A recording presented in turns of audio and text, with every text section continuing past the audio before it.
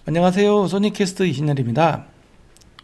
오늘은 다이나믹 마이크로폰과 콘덴서 마이크로폰의 음향 변환 방식이 어떻게 다른지에 대해서 알아보도록 하겠습니다. 저번에 말씀드렸지만 마이크로폰은 압력이라는 음향 신호를 전기 신호로 바꾸는 음향 변환 장치를 뜻합니다.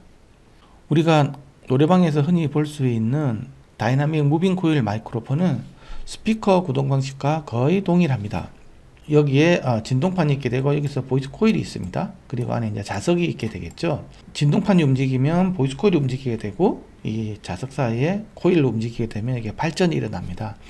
여러분도 그 초등학교 때나 중학교 때 이렇게 과학 시간에 보면 코일을 자석 사이 이렇게 움직이면 이게 전기가 발생되게 되는데요. 근데 이 전기가 발생될 때는 바로 여기에 보이스 코일이 움직이는 속도에 의해서 이렇게 좀 전압이 만들어지는 속도형 변환 장치가 되겠습니다. 그래서 얼마만큼 빨리 움직이느냐에 따라서 전압이 이렇게 크게 발생이 되죠. 그래서 코일 덩어리를 빨리 움직여주면 전압이 크게 되고 뭐 어느 한 곳에 정지를 하게 될 때는 이렇게 전압이 발생되지 않은 걸 알 수가 있습니다.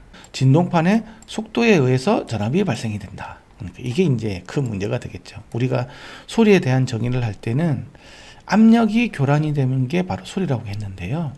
그 압력 자체에 대해서 반응을 하는 게 아니고 압력의 어떤 얼마만큼 빨리 움직이는지에 대한 속도에 따라서 전압이 발생되기 때문에 엄밀하게 본다 그러면 압력에 대해서 변환시키는 게 아니고 압력 차이에서 공기라는 매질이 이렇게 움직이는 데는 이런 속도형 변환 장치가 되겠습니다.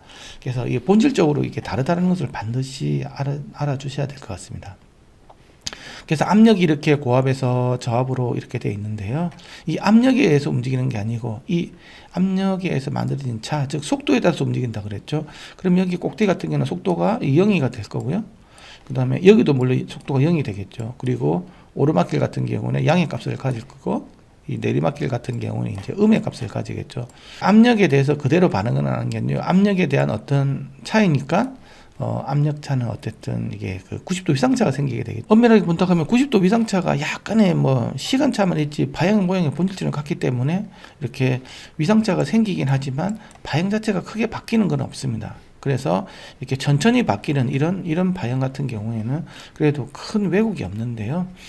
갑자기 급격하게 확 바뀌는, 급격하게 바뀐다라는 말은 물론 고주파 성분이 되겠죠. 이렇게 갑자기 확 바뀌는 고주파가 들어오고 그 다음에 갑자기 확 안 바뀌고 또 갑자기 확 바뀌는 이런 고주파 성분이 들어올 때는 어떻게 바뀌는지 안 보면요.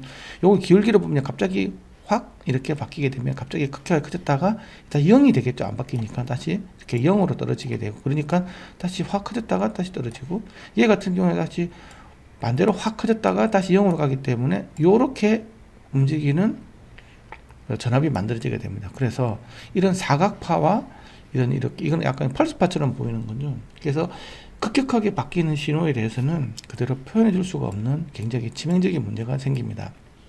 그래서 이런 다이나믹 마이크로폰 같은 경우에는 보면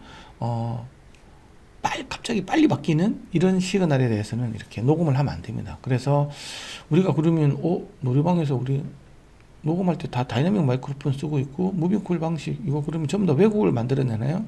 일단 그런 건 아니고요.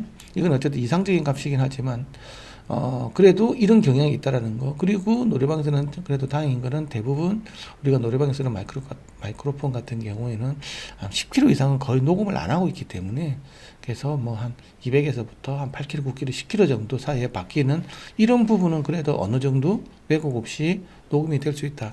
그래서 본질적으로 이 다이나믹 마이크로폰을 아주 고음의 악기에 대해서 이렇게 녹음을 하고 이때는 왜곡이 생길 수밖에 없다라는 걸 아셔야 됩니다. 그래서 바이올린이라든지 굉장히 고음을 내는 악기에 그리고 타격음이 굉장히 이렇게 급격하게 이렇게 고역이 이렇게 확 상승되는 이런 류의 악기에서는 일반적으로 사용하면 안 된다라는 걸 아시면 될 것 같고요. 그래서 여기서도 보면 여기서는 각각이 이렇게 바뀌죠. 하지만 여기서는 천천히 바뀌지 않습니까?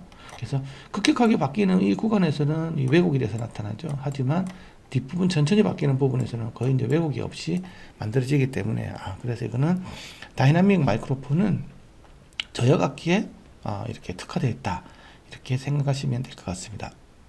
다음은 콘덴서 마이크로폰인데요. 콘덴서 마이크로폰은 진동파는 위치에 따라서 전압이 발생된다라는 게 가장 큰 특징이고요. 그래서 우리는 이걸 변이형 변환 장치라고 이렇게 부를 수 있습니다. 다른 말로 하면 여기 이제 이게 진동판이 있게 되는데요. 이건 이제 우리가 압력이 요렇게 이렇게 바뀌면 이 진동판 자체가 이렇게 똑같이 이렇게 눌렸다가 이런 식으로 가게 되죠. 이런 식으로, 그렇죠? 이거 모양대로 이렇게 가게 되면 출력도 똑같이 변이 모양에서 똑같이 만들어지게 됐습니다.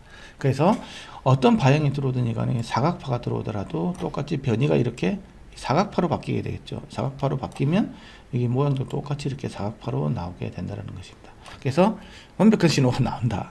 그래서 공기 중에 압력의 교란을 그대로 전기 신호로 녹음할 수 있는 고품질 녹음 장치가 되겠습니다. 그래서 이렇게 콘덴서 마이크로폰은 뭐 녹음실이라든지 어떤 고음의 악기라든지 이런 것들을 다 녹음이 가능하다라는 굉장히 큰 특징이 있습니다. 예를 든데요, 이렇게 변이형 마이크로폰인 콘덴서 마이크로폰과 속도형 마이크로폰인 다이나믹 마이크로폰을 이게 음원이 여기 있었을 때 이렇게 동일한 위치에 만약에 이렇게 놓고 이렇게 녹음을 하게 된다고 하면 이렇게 90도 위상차가 생기게 되겠죠. 그래서 이걸 만약에 더하게 된다고 하면 각각에 대한 나중에 더해주면 실제로는 2배가 안 나오고 좀 줄어들게 나오는 이렇게 위상 왜곡이 이렇게 녹음되게 되기 때문에 뭐 이런 녹음을 쓰면 기본적으로는 쓰면 안 된다. 이걸 알아주시면 좋을 것 같습니다. 오늘 그냥 우리가 흔히 알고 있는 노래방에서 쓰는 뭐 아니면 공연용에서 많이 쓰는 다이나믹 마이크로폰과 녹음실에서 주로 많이 사용하게 되는 콘덴서 마이크로폰에 대해서 알아봤는데요. 다이나믹 마이크로폰이 속도형 녹음 장치라서 저역 악기에 주로 사용된다는 것과 콘덴서 마이크로폰은 변이형 마이크로폰이기 때문에 신호의 왜곡 없이 녹음이 가능하다는 부분에서 알아보았습니다. 좋아요, 구독 부탁드리고요. 음향을 사랑하는 많은 분들에게 추천 및 공유 부탁드립니다. 감사합니다.